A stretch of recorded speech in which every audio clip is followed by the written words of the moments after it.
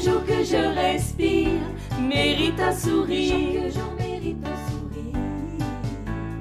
Chaque jour que je respire mérite un rire. Chaque jour mérite un rire. Mérite un rire.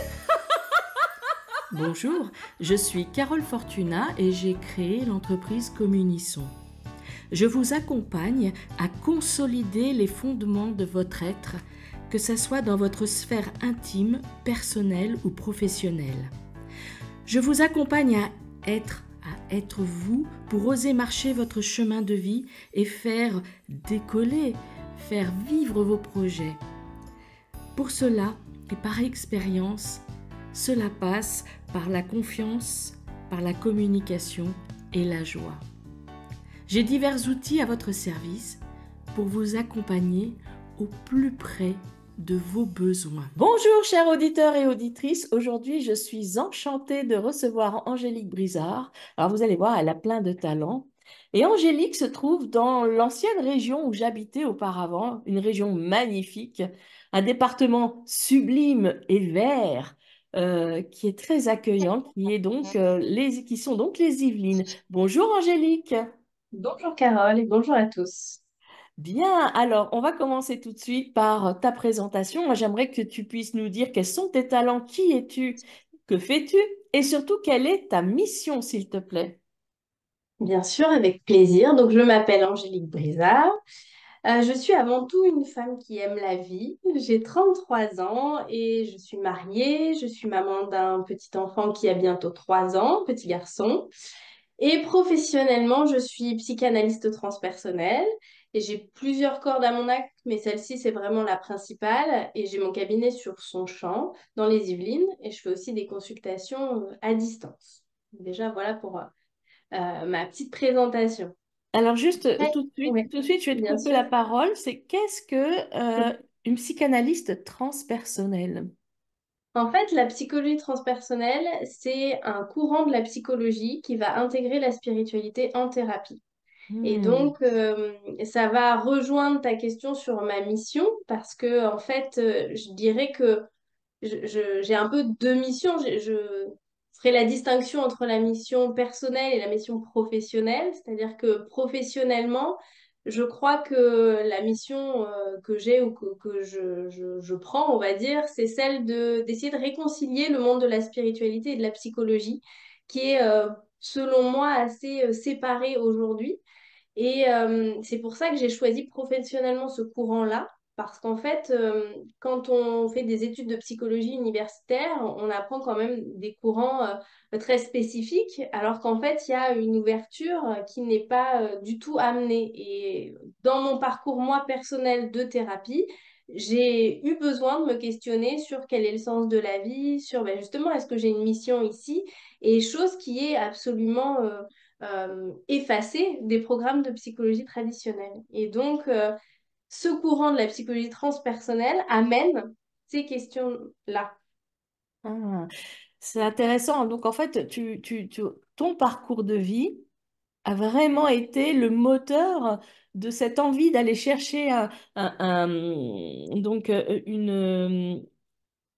euh, une influence, un enseignement qui soit suffisamment complet parce que pour les personnes que tu accompagnes, parce que toi, c'est ce que tu as vécu et tu as fait pour toi, c'est ça?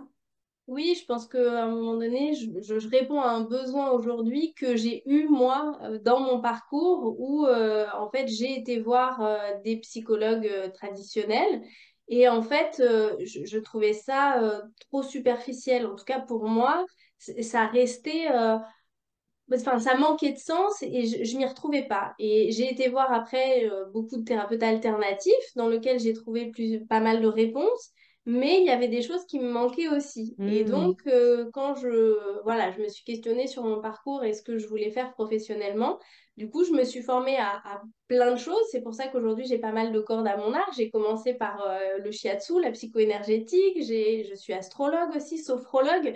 Donc voilà, j'ai expérimenté pas mal de thérapies et j'ai vraiment trouvé en tout cas ma voie et mon créneau dans la psychologie transpersonnelle qui me permet aujourd'hui d'accompagner des gens en thérapie, donc comme une thérapie classique, c'est-à-dire où on revient sur son histoire de vie, comprendre son enfance, voilà, revoir son histoire personnelle, mais en amenant des questionnements plus philosophiques, plus existentiels, qui permettent, selon moi, voilà, de clôturer la boucle, d'aller un petit peu plus loin que la thérapie classique.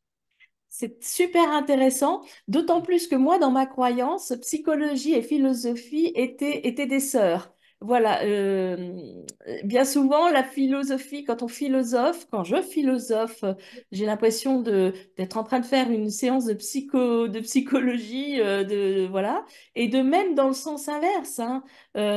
Donc, je trouve ça très intéressant, cette voie que tu as prise. C'est très juste ce que tu dis parce que étymologiquement, psychologie, ça veut dire science de l'âme.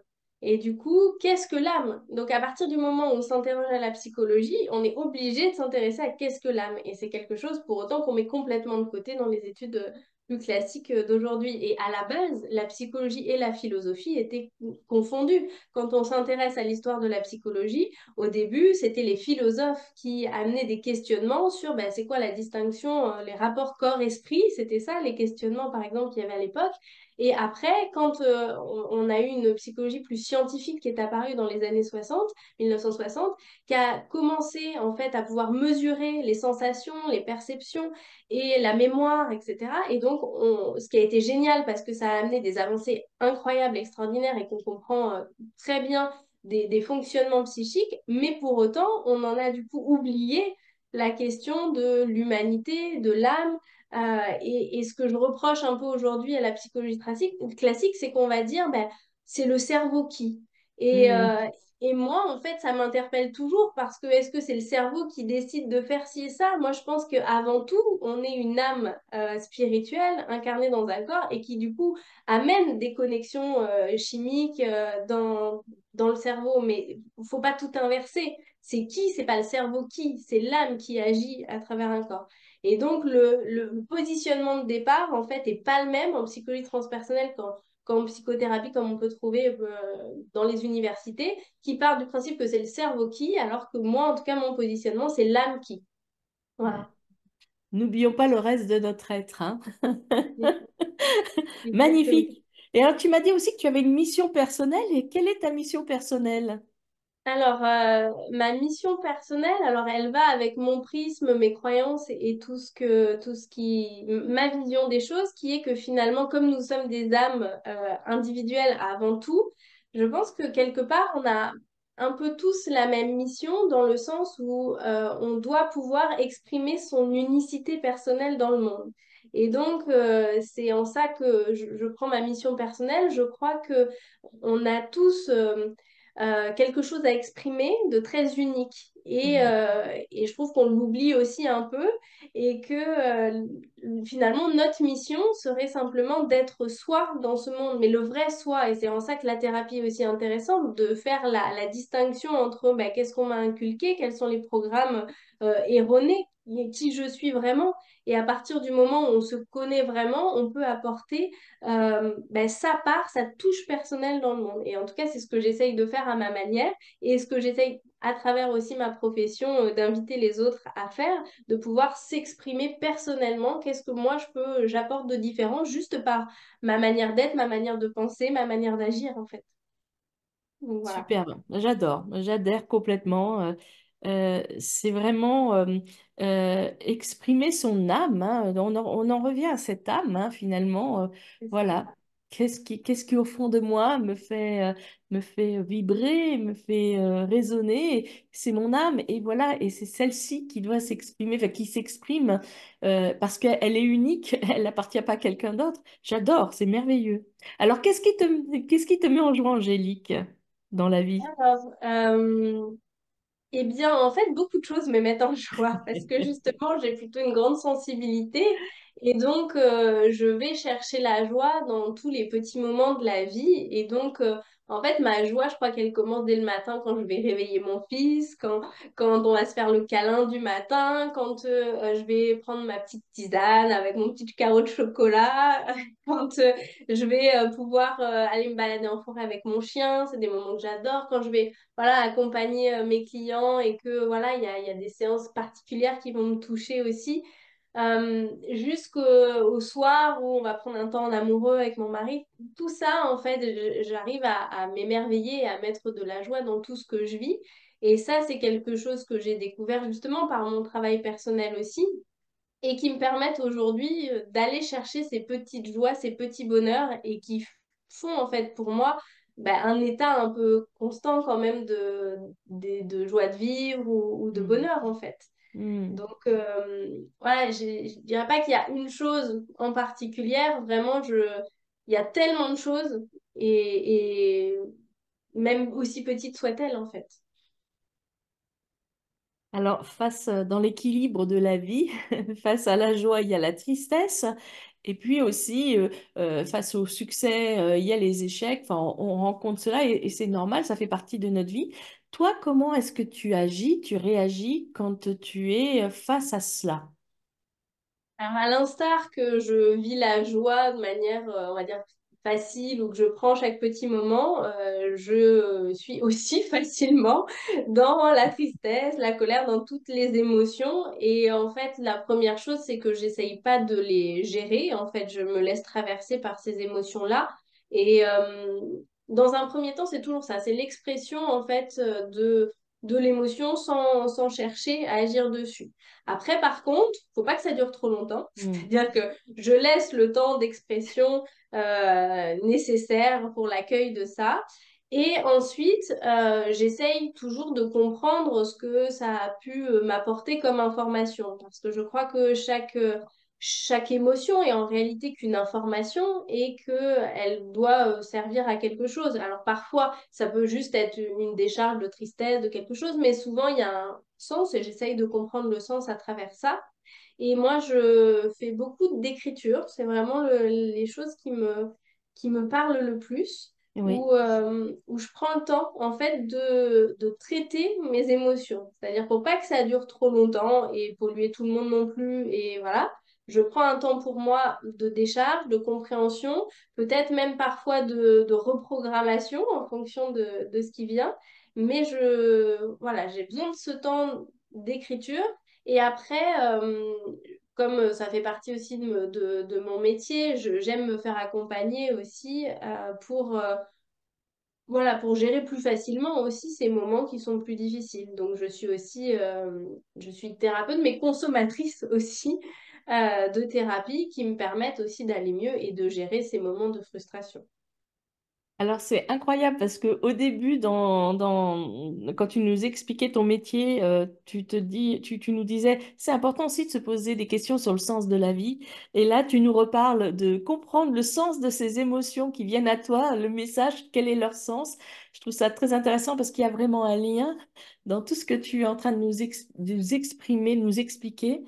Et chers auditeurs et auditrices, vous entendez bien ce que dit Angélique, même quand on est thérapeute, accompagnant, eh bien, nous aussi, on a besoin, quand on a besoin d'aide, on va chercher de l'aide parce que ce n'est pas toujours simple de trouver justement le sens tout seul ou toute seule.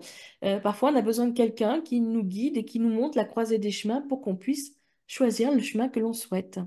Je crois que c'est même indispensable quand on est thérapeute parce qu'on est quand même confronté à beaucoup de souffrances. Et il faut avoir les épaules pour. Et Ouais. parfois, il y a des choses qu'on n'a pas à porter aussi. Et donc, c'est important pour soi de pouvoir faire cette démarche-là.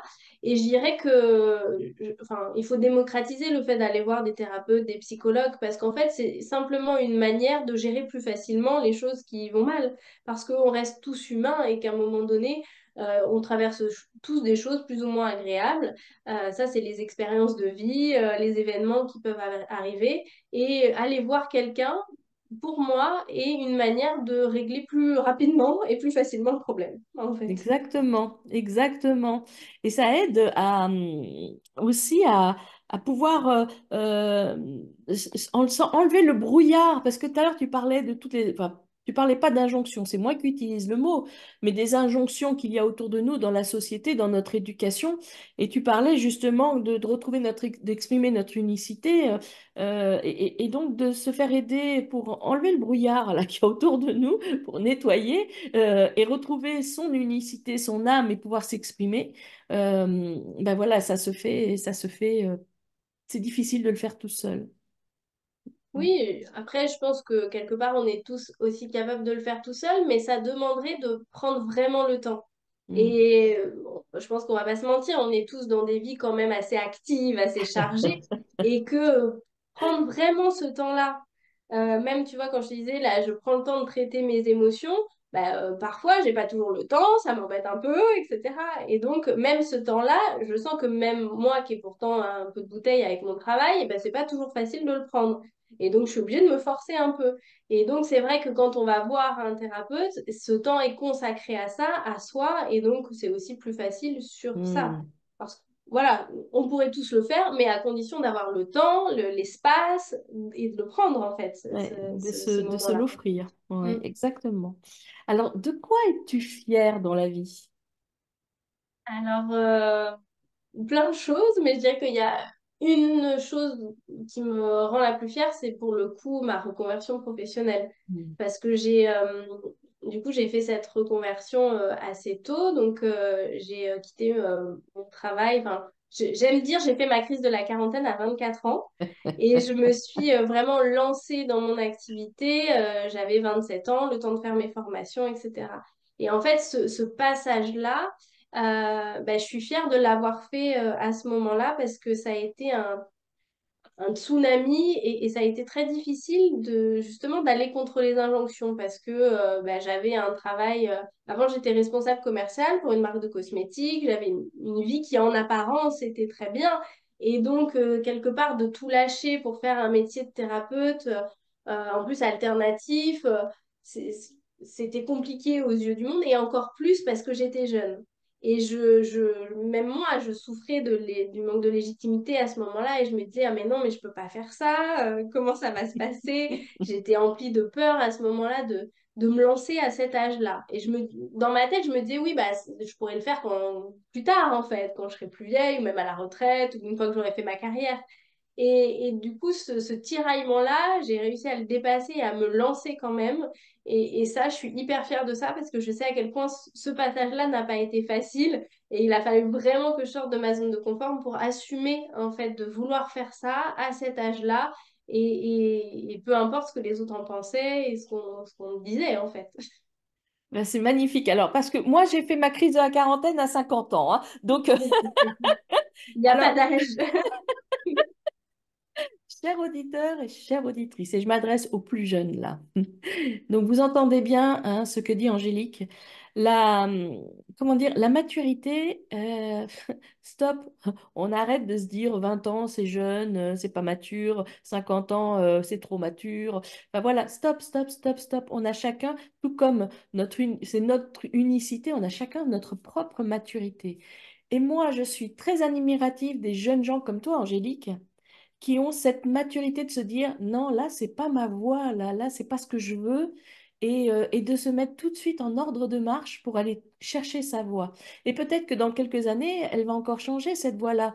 Et c'est tant mieux parce qu'on évolue dans la vie. Beaucoup de personnes de ma génération, enfin moi je parle pour moi surtout, voilà, j'ai mis du temps parce que j'avais peur que l'on ne m'apprécie plus, que l'on ne me considère plus parce que j'allais casser une image de normalité, et je mets des guillemets avec mes doigts, chers auditeurs et auditrices, pour dire vraiment entre guillemets une normalité, mais qui n'était pas la mienne. Et j'ai mis beaucoup de temps, donc j'ai eu quand même quelques souffrances pour y arriver. Je suis heureuse de l'avoir fait, mais alors quand on peut le faire encore plus tôt, allez-y, quoi, allez-y. Vous n'êtes pas les autres, hein. Mais tu vois, on passe par les mêmes. les mêmes souffrances, entre guillemets, ce que tu décris de ces peurs, du jugement, etc. Je pense qu'on ressent finalement les mêmes à 20 ans qu'à 50 ans. Et donc, c'est important de le dire que finalement, peu importe l'âge ou peu importe quelles conditions, en fait, on passera dans tous les cas par cette phase inconfortable de Oui, changement. Du coup, à quoi ça sert d'attendre, c'est finalement? ça. Mais je pense que quand on est animé par quelque chose comme ça, voilà, il faut se donner les moyens parce que après, c'est toujours le moment de se lancer qui est compliqué et après, ça va. Et un conseil que j'aime donner, c'est que moi, aujourd'hui, du coup, là, j'ai vraiment trouvé ma voie avec la psychologie transpersonnelle, etc. Mais quand j'ai commencé, j'ai pas commencé par ça. J'ai commencé par du shiatsu, de l'astrologie, de la sophrologie, qui étaient des outils que j'aimais beaucoup aussi mais qui n'ont pas été finalement cela parce qu'il a fallu que j'expérimente Oui. vraiment ce qui me plaisait. Et en fait, on a beau aller même expérimenter avec des thérapeutes ou se former dans les formations, on ne sait pas ce que ça va donner quand on est dans notre cabinet après, seul face à quelqu'un. Et donc, au plus tôt on se lance, même si c'est pas exactement, on ne sait pas exactement, en fait, il faut y aller, expérimenter, c'est comme ça qu'on saura. Et ça, je trouve qu'on l'oublie trop souvent. Et donc, j'aime rappeler cet événement-là parce que, en fait, moi, ça a évolué au fur et à mesure de ma pratique. Et je me suis dit, ah oui, mais ça, j'aime bien, mais ça, j'aime moins bien. Mais voilà. Et c'est comme ça que je me suis forgée et que j'ai trouvé vraiment après ce qui me plaisait complètement. Alors, ça vient encore résonner parce qu'hier, j'interviens souvent dans les lycées, les collèges, hein, pour parler de l'entrepreneuriat, parler de beaucoup de choses. Hier, j'étais auprès d'une classe de quatrième. Et donc, j'ai un jeune homme qui me dit, alors, il venait de faire un stage de 2 jours en entreprise. Il dit, bon, alors, le stage, c'était bien, mais finalement, je me rends compte que c'est pas ça que je veux faire plus tard. Et là, je sais pas très bien ce que je veux faire. En fait, je suis un peu perdue, je sais pas très bien ce que je veux faire. Alors déjà, je trouve ça merveilleux qu'un enfant en quatrième l'exprime en toute simplicité. Et donc, je lui ai dit, ben, écoute, c'est très bien et c'est normal à ton âge que tu saches pas ce que tu veux faire. Parce que même des adultes ne savent pas ce qu'ils veulent faire. Donc, c'est Il y en a normal. beaucoup. Tout va bien. Et je dis, un jour, tu trouveras quelque chose qui te conviendra. Et puis peut-être que même au bout de quelques temps, ça ne te plaira plus, tu voudras faire autre chose. Et c'est très bien. Vas-y, quoi. Et c'est important ce que tu dis. C'est peut-être même de l'enseigner dès le départ aux jeunes pour leur dire, tout va bien, c'est normal. Oui, c'est vrai qu'aujourd'hui, on pousse les jeunes à savoir très tôt ce qu'ils veulent faire, trouver leur voie, etc. Mais moi, jusqu'à, du coup, on va dire 26, 27 ans, je ne savais pas. Et pourtant, j'ai emprunté différentes voies et c'est l'expérience qui a fait que. Et même si j'avais une sensibilité pour la psychologie dès le départ et que j'avais hésité, je me souviens à l'époque, pour autant, je me disais, bah, socialement, non, ce sera pas assez reconnu, etc., etc. Et donc, en fait, même si on a des idées, on ne s'autorise pas forcément. Après, ça dépend aussi des parents, de l'entourage qu'on va avoir aussi. Il y a plein de choses qui se jouent. Et donc, je crois qu'il faut s'autoriser à dire, ben, je choisis cette voie, mais j'ai le droit de bouger, j'ai le droit de voir ce qui me plaît là-dedans ou pas. Et à chaque moment, je peux me réorienter, en fait. Hmm, superbe. Alors, on va quitter un peu le côté de la réalité et passer au rêve. Quel est ton plus grand rêve? Cette question, elle est difficile parce que moi, j'ai quand même l'impression aujourd'hui d'avoir réalisé toutes les choses qui étaient importantes pour moi. On va dire mes rêves de petite fille étaient très classiques, mais en tout cas, je rêvais voilà, d'avoir un mari avec lequel je serais bien, d'avoir des enfants, d'avoir une chouette maison, tout ça. Et d'avoir un métier qui me plaît. Et donc tout ça, aujourd'hui, je suis vraiment heureuse parce que bah, c'est réalisé.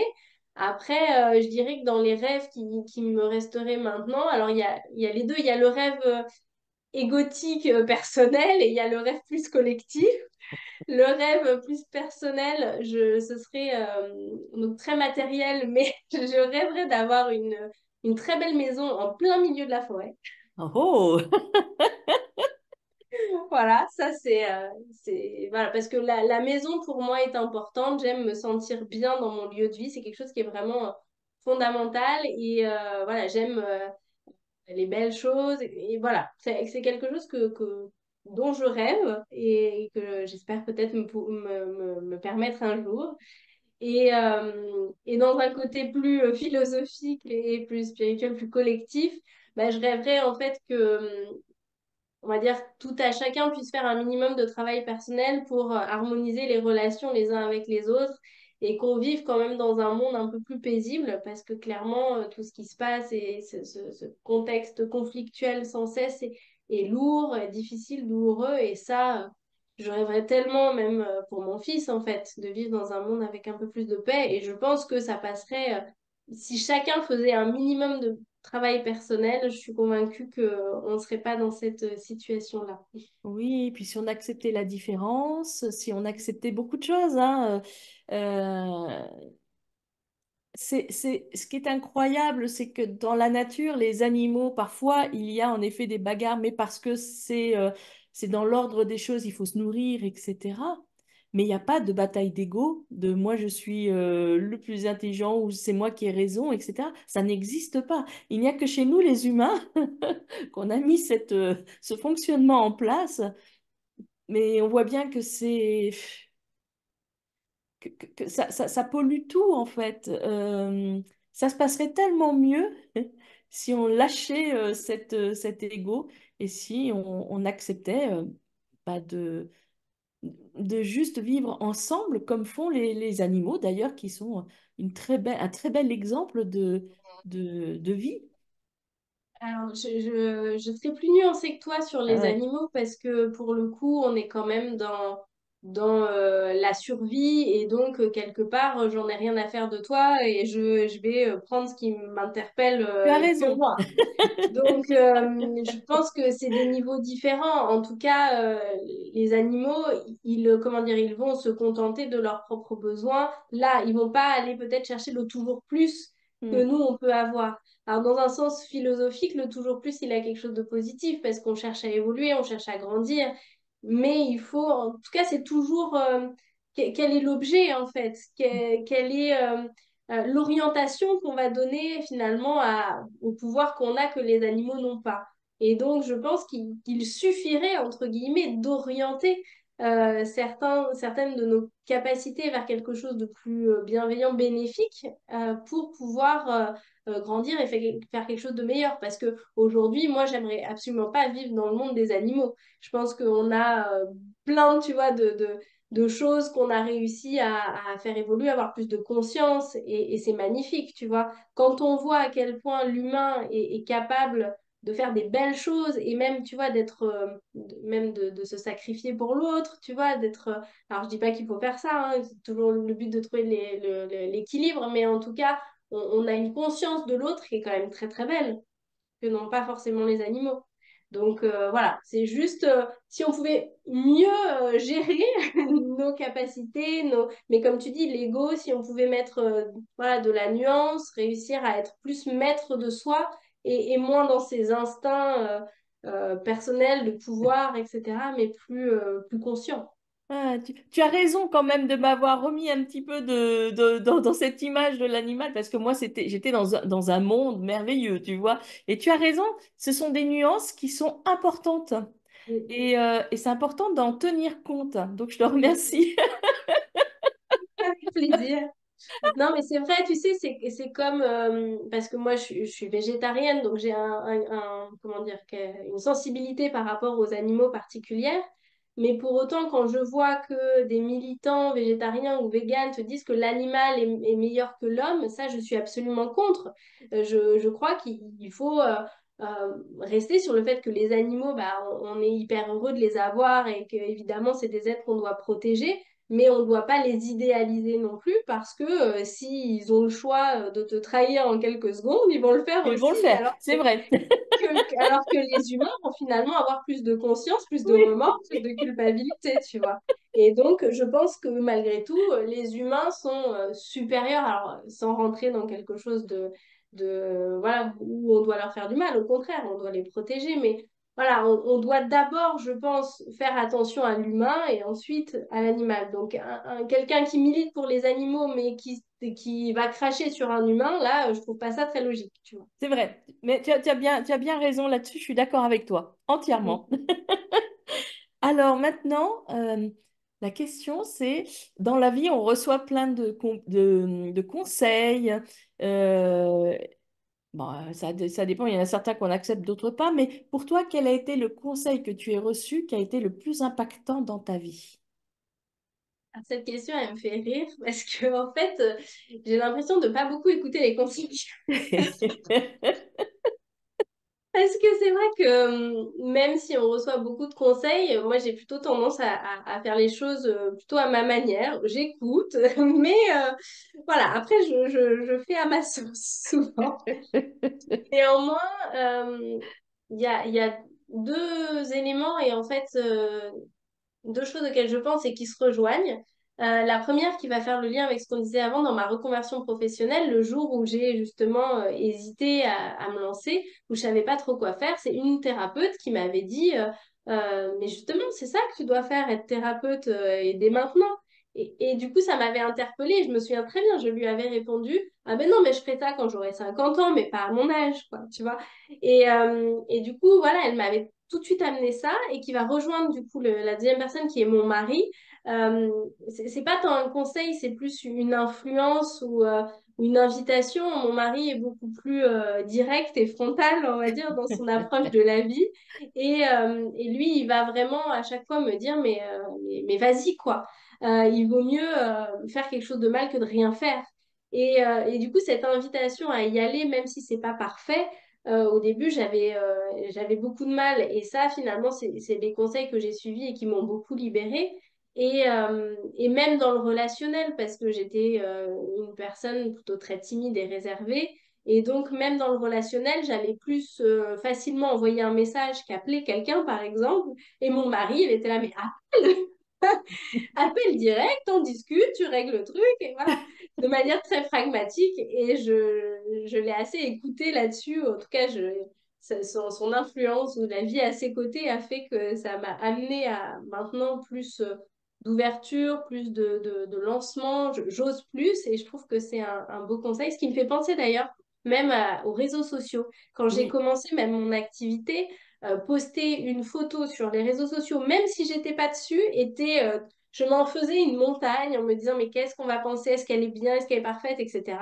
Et aujourd'hui, je prends des vidéos à l'arrache sur des sujets même un peu assez délicats où j'hésite pas à m'exprimer. Et quand je vois cette différence, je me dis c'est incroyable. Et ça, c'est vraiment le fait d'avoir osé et de me dire bon bah qu'est-ce qui peut se passer? Bah, au pire, il y a quelqu'un qui pensera quelque chose de négatif de moi. Et alors, ça va changer quoi, fondamentalement.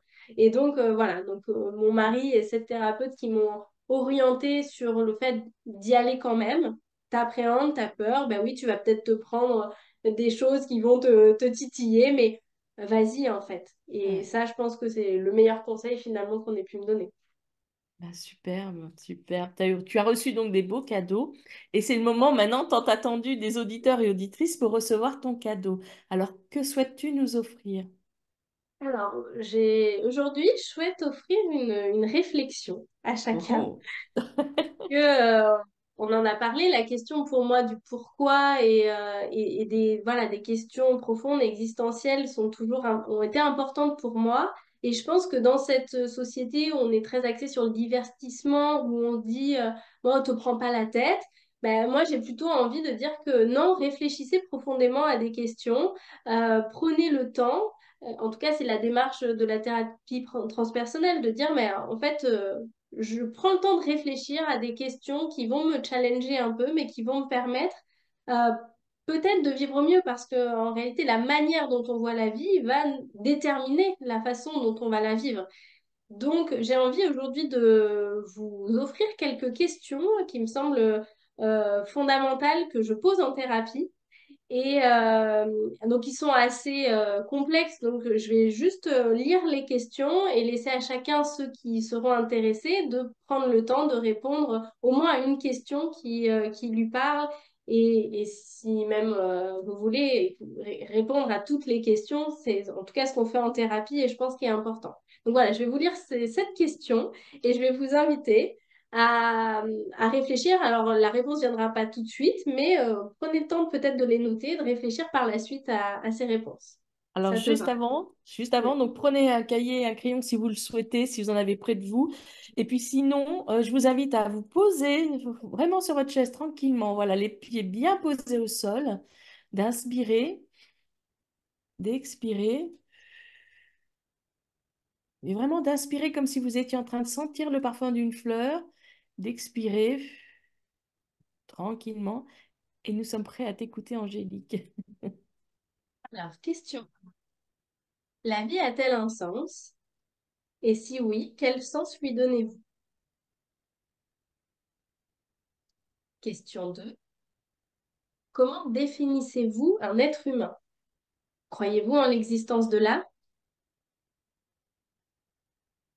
Question 3. Que représente la mort pour vous? Y a-t-il un avant et un après? Question 4. Quelle est votre vision du bien et du mal?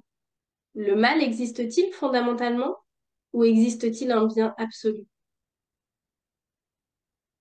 Question 5. Est-ce que la souffrance a un sens pour vous? Et si oui, à quoi sert-elle? Question 6. Croyez-vous en l'existence d'une force supérieure que l'on pourrait appeler Dieu, l'univers ou autre? Et si oui, prenez le temps de le définir et de voir quel est le lien que vous voulez entretenir. Et question 7. Qu'aimeriez-vous avoir accompli avant de quitter cette terre? Voilà les réflexions que j'ai envie de poser aujourd'hui. Moi, ça me projette, parce que j'ai fait un bac philo hein, quand j'étais jeune. Ça me projette tout de suite dans la philo, dans le sens de la vie, en Forcément. effet, et dans plein de choses, quoi. C'est magique, hein. En tout cas, je crois que répondre à ces questions-là permettent de vivre autrement ou vraiment, de vivre en conscience. Et donc, voilà, si ça intéresse les auditeurs, voilà, je vous invite vraiment à prendre le temps d'y répondre. Et si vous voulez aller plus loin, de me contacter et puis on y répond ensemble. C'est ce qu'on fait au cabinet. Exactement, Parce que exactement, parce que comme à chaque fois, les liens pour contacter Angélique seront sous le podcast. Et donc, je vous invite vivement à prendre contact avec Angélique si vous voulez aller plus loin, parce que déjà, là, c'est un gros travail que tu nous proposes, hein. mais ça, c'est énorme. C'est Ouais. énorme. Je pose ça comme ça, mais évidemment qu'on ne peut pas y répondre en 5 minutes. Et que soyons bien clairs, quand je pose ces questions-là au cabinet, la majorité des gens me disent, mais j'en sais rien. Et en fait, l'idée, c'est justement d'avoir un espace où on est libre de pouvoir réfléchir ensemble et se faire une idée. Et parce que sinon, en fait, parfois on n'y arrive pas, on se dit c'est trop dur de répondre à ces questions-là. Et si finalement on prend le temps avec quelqu'un, qu'on va au bout des réflexions, ben, vous verrez que ça apaise beaucoup. Et je vais prendre un exemple. Le nombre de personnes au cabinet, quand je leur demande ce en quoi ils croient, ils me disent, ah mais je crois en rien. Et puis en fait, quand on creuse, ils disent, non mais si, mais un peu aux énergies. Mais attendez, c'est quoi aux énergies? Et je pousse et on va plus loin. Mais c'est quoi? Ça vient d'où ces énergies? C'est qui? C'est quoi? Et en fait, en poussant vraiment la réflexion, bah en fait, ils comprennent que finalement, ils croient en beaucoup plus de choses que ce qu'ils pensent. Et c'est Ouais. hyper intéressant. Et après, une fois qu'on croit à quelque chose, bah, c'est dommage de vivre comme si on n'y croyait pas. Parce que si on croit à quelque chose, le but, c'est de l'utiliser pour vivre en paix, vivre mieux et avoir une vie encore plus abondante, en fait. Magnifique, magnifique. Mais écoute, merci infiniment pour ce cadeau. Nous arrivons à la fin du podcast. Juste avant de se dire au revoir et à une prochaine, quel dernier message souhaiterais-tu partager aux auditeurs, auditrices, un mot, Mais ce qui me vient là, mais à l'instar de tout ce qu'on vient de dire, c'est posez-vous des questions et prenez le temps d'y répondre. Voilà. Merci infiniment, Angélique. Merci à tous. Merci Carole pour ce beau moment de partage. Avec joie. Et surtout, n'oubliez pas que Chaque jour que je respire mérite un sourire. Chaque jour mérite un sourire. Chaque jour que je respire mérite un rire.